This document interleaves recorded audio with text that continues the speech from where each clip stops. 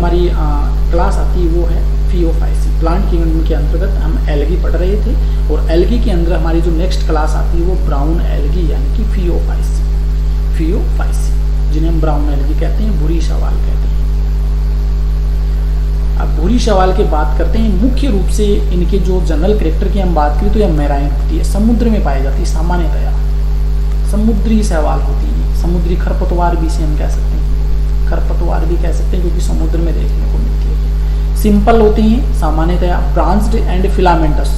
Simple, branched, filamentous जो होती है ये एक्टोकार्पस, यानी कुछ शैवालें जो होती हैं सामान्यतया सिंपल, ब्रांच्ड और फिलामेंटस तंतु रूपी होती हैं, जैसे कि एक्टोकार्पस। कुछ ये फ्लैट रिबन के समान होती है, फ्लैट रिबन के समान, जैसे कि सारगासम है, लेमिनेरिया, फ्यूकस, ये रिबन के समान, और ये फिलामेंटस के समान।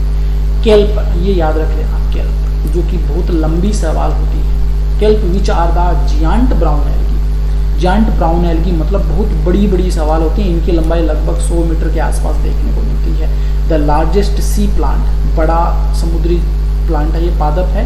सम are the free floating as sargassum, कुछ ऐसे होते हैं जो फ्रीली मूवमेंट करते तैरते रहते हैं, फ्रीली तैरते रहते हैं, जैसे कि सारगासम। एंड सम आर एपीफाइट्स, कुछ प्लांट पर पाए जाते हैं, जैसे कि एक्टोकार्पस।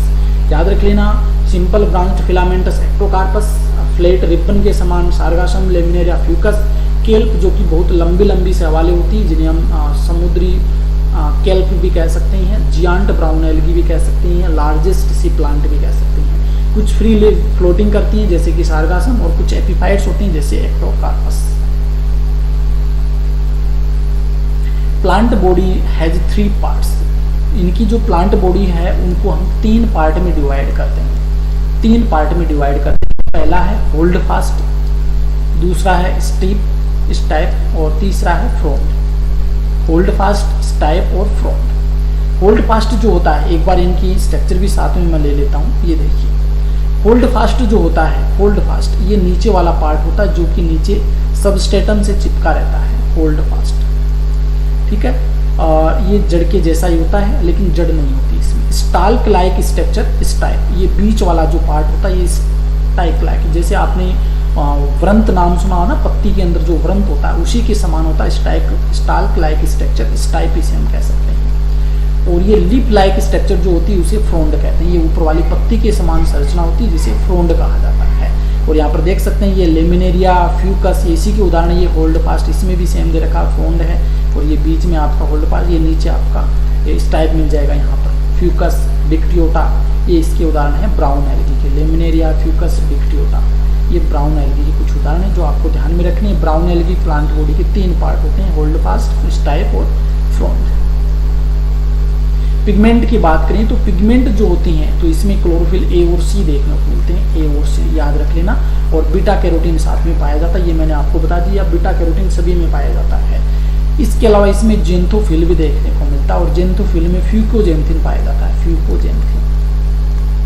फ्यूकोजेंथिन देखने को मिलता है जेंथोफिल में। पिगमेंट, क्लोरोफिल ए और सी, कैरोटिनोइड्स, और जेंथोफिल में फ्यूकोजेंथिन। स्टोर्ड फूड की हम बात करें तो इसमें लेमिनेरिन और मेनिटोल नामक स्टोर्ड फूड पाए जाते हैं, जो कॉम्प्लेक्स कार्बोहाइड्रेट्स होते हैं, स्टोर्ड फूड। सेल वॉल की बात करें तो सेलुलोज की बनी होती है, और ये कवर्ड होती है किसके द्वारा, जिलेटिनस कोटिंग, जिलेटिनस पदार्थ होता है उसके द्वारा कवर्ड रहती है। यानी कि ये सेल वॉल होती है, सेल वॉल के ऊपर जिलेटिन जैसा और पदार्थ पाया जाता है, और इस पदार्थ को हम एल्जिन कहते हैं, Elgin.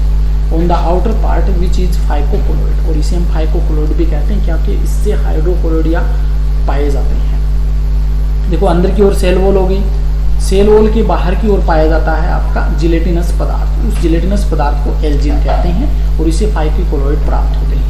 And they prevents the thallus from drying in low tide, यानी कि जल की कमी होने पर इनको सूखने से बचाती है। ये जो लेयर होती है बाहर वाली, इसे सूखने से बचाती है बॉडी को। Cell consist of cell organelles and centrally is the vacuoles which help the thallus on float.